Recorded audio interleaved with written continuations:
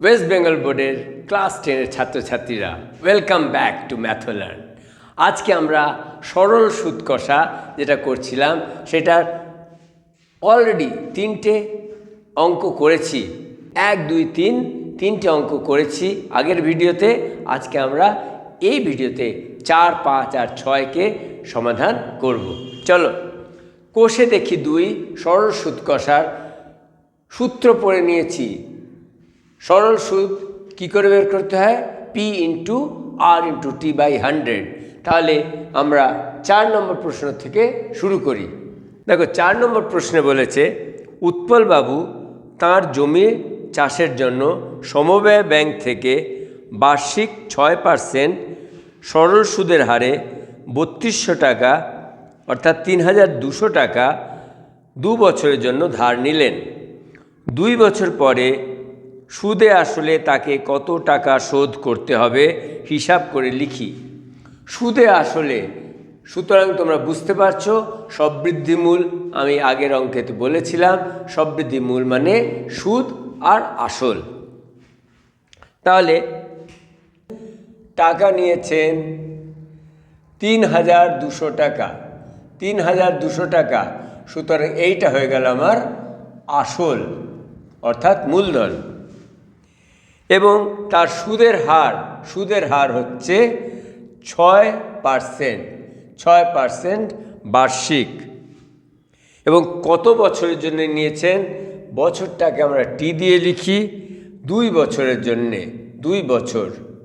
সুতরাং আমরা এই 3টে জিনিস জানলাম। আসল নিয়েছে 3200 টাকা, রেট অফ ইন্টারেস্ট অর্থাৎ সুদের হার হচ্ছে 6% বার্ষিক এবং 2 বছরের জন্য নিয়েছে। এবং তোমাকে বের করতে হবে সুদে আসলে তিনি কত টাকা ফেরত দেবেন। 2 বছর পরে ওনাকে সুদে আসলে কত টাকা ফেরত দিতে হবে। সুতরাং আমাকে সুদে আসলে মানে P+I সমান কত এটা বের করতে হবে। সুদে আসলের মানে তোমরা জানো। চলো সমাধানটা করি।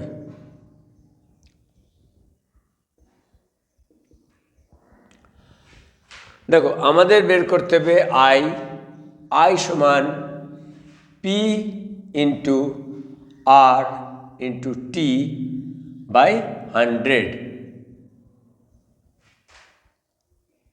পি এর জায়গায় লিখব 3200 ইন্টু আর অর্থাৎ 6 ইন্টু 2 বছরের জন্যে, সেই জন্যে T=2/100। দুটো শূন্যর সঙ্গে দুটো শূন্য গেল। এখন 32 গুণিত 6 দুগুণি 12 করে দিতে পারো, 12 দুগুণি 24, 2 36, 37, 38, 384 টাকা। 384 টাকা তার কি হলো? সুদের পরিমাণ। এত টাকা হলো সুদ, আর আসল হচ্ছে 3200 টাকা। সুতরাং সুদে আসলে তাকে দিতে হবে, তাকে সমবায় ব্যাংকে দিতে হবে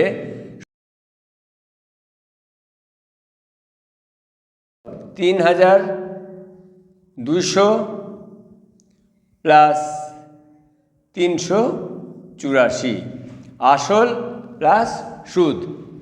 যোগ করে দাও, 4, 8, 3 আর 2 5, 3584 টাকা।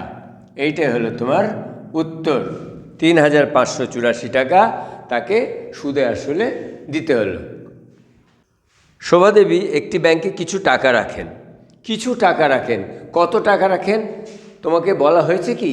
যখন বলা হয়নি যে তিনি কত টাকা রেখেছিলেন, শুধু বলা হয়েছে কিছু টাকা রেখেছিলেন। সুতরাং আমি এটাকে একটা চলরাশি ধরে নেব। ধরি পি সমান এক্স টাকা। ঠিক আছে, পি সমান এক্স টাকা আমরা ধরে নিলাম। এবার বাকি যা দেওয়া আছে 5.25% সরল সুদের হারে, সুদের হারটা দেওয়া আছে, সুতরাং আর সমান 5.25% বার্ষিক। 2 বছর পরে তিনি সুদ হিসাবে 840 টাকা পেলেন। দেখো 2 বছর পর, টি সমান 2 বছর দেওয়া আছে এবং তিনি সুদ সমান অর্থাৎ আয় কত টাকা পেলেন? 840 টাকা। এখানে তোমাকে সুদ বের করতে বলা হয়নি, সুদ বের করতে বলা হয়নি। সুদ 2 বছর পরে উনি পেয়েছিলেন 840 টাকা, তাহলে তিনি কত টাকা রেখেছিলেন? এই যে দেখো পি সমান এক্স আমরা ধরেছি, পি সমান এক্স যেটা ধরেছি সেটাই আমাদের এইখানে বের করতে হবে। ফর্মুলা একটাই, ফর্মুলা কোনো 5টা ফর্মুলা তোমাকে পি বের করার ফর্মুলা শেখাবো না। একটাই ফর্মুলা যেটা শিখেছ, আই সমান পি আর টি বাই 100। এই সূত্রটা দিয়ে আমরা সব সমাধানগুলো করব। আয়ের জায়গায় রাখবো, দেখো আয় কত? 840 টাকা। উনি সুদ হিসাবে 840 টাকা পেয়েছিলেন, সুতরাং সুদের জায়গায় আমি রাখবো 840 সমান পি আমি ধরেছি এক্স টাকা, সুতরাং এক্স লিখব গুণিত আরের জায়গা তুমি লিখবে 5.25 গুণিত টি। টি কত? টি হচ্ছে এখানে 2 বছর, সুতরাং 2 লেখো বাই 100। দেখো এই দশমিকটাকে তুমি তুলে দিতে পারো। এই দশমিক যদি তুলে দাও তাহলে আরও 2টো শূন্য নিচে বসবে। এবার তোমরা ক্রস মাল্টিপ্লিকেশন করতে পারো। দেখো 840-এর নিচে 1 আছে, সুতরাং এইটা যদি তুমি এই দিকে ক্রস মাল্টিপ্লাই করো তাহলে হচ্ছে এক্স গুণিত 525 গুণিত 2 সমান 840 গুণিত 10,000 লিখে দাও, 10,000। ঠিক আছে, এবার এক্স সমান কত হবে? এক্স সমান হবে ডান দিকেরটা ঠিক এইরকমই থাকবে, 840 গুণিত 10,000, আর এটা যে গুণে আছে সেটা এইদিকে আসলে ভাগ হয়ে যাবে, মানে 525 গুণিত 2। দেখো এইখানে 5 দিয়ে যদি আমি কাটাকাটি করি, 5 একে 5, 0, 5 5 25, আর এইখানে 5 দিয়ে 5 একে 5, 3 আর 5 6 30, 5 50টা 40। এবার যদি 2 দিয়ে 168কে কাটাকাটি করি, 8 দুগুণী 16 আর 4 দুগুণী 8। একটু ভালো জায়গায় লিখে নিই এটাকে, 84 গুণিত 10,000 আর নিচে আছে 105। দেখো 7 দিয়ে, এটা 7 দিয়ে কাটাকাটি হবে, 7 একে 7, 7 12 84, 7 12 84, আর এটা 7 দিয়ে কাটলে পরে 7 একে 7 আর 5 7 35। আবার দেখো 3 দিয়ে কাটাকাটি হচ্ছে, 3 3 দিয়ে 3 চারা 12 আর 3 পাঁচা 15। এবার 5 আছে আর উপরে 10,000 আছে, খুব সহজেই কাটাকাটি করতে পারবে। 5 দুগুণে 10 আর 3টে শূন্য রইল, 3টে শূন্য, তাহলে 4 দুগুণে 8 আর 3টে শূন্য, 8,000 টাকা। তাহলে বুঝতে পারছি আমি এক্স সমান বেরোলো 8,000 টাকা। এক্স কী ছিল? আমার যে টাকাটা রেখেছিলাম, অর্থাৎ মূলধন, আসল টাকাটা ছিল। সুতরাং আসল টাকাটা আসল সমান 8,000 টাকা। তার মানে বুঝতে পারছো শোভাদেবী কত টাকা রেখেছিলেন? 8,000 টাকা রেখেছিলেন, কারণ আমরা পি সমান এক্স টাকা ধরেছিলাম। চলো পরের প্রশ্ন 6 নম্বরটা করি। গৌতম একটি মুরগি খামার খোলার জন্য একটি সমবায় ব্যাংক থেকে বার্ষিক 12% সরল সুদের হারে কিছু টাকা ধার নিলেন।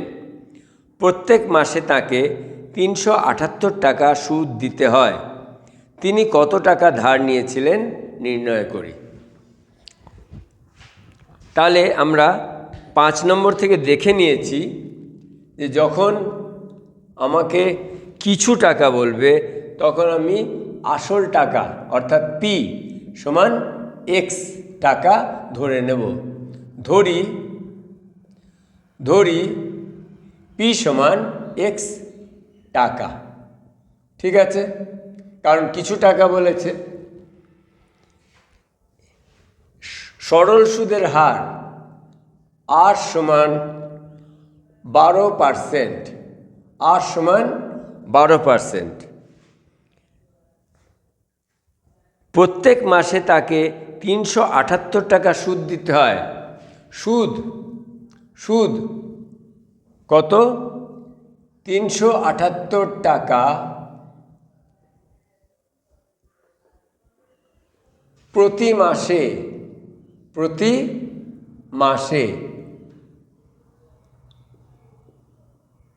মাসে।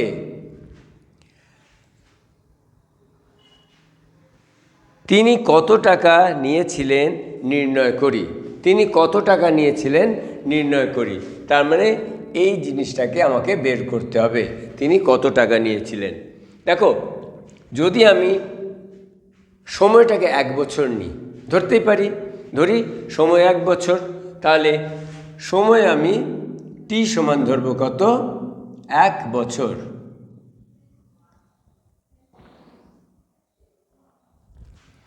এইখানে আয় সমান দিয়েছে 378 টাকা প্রতি মাসে, তাহলে 1 বছরে ওকে কত সুদ দিতে হচ্ছে?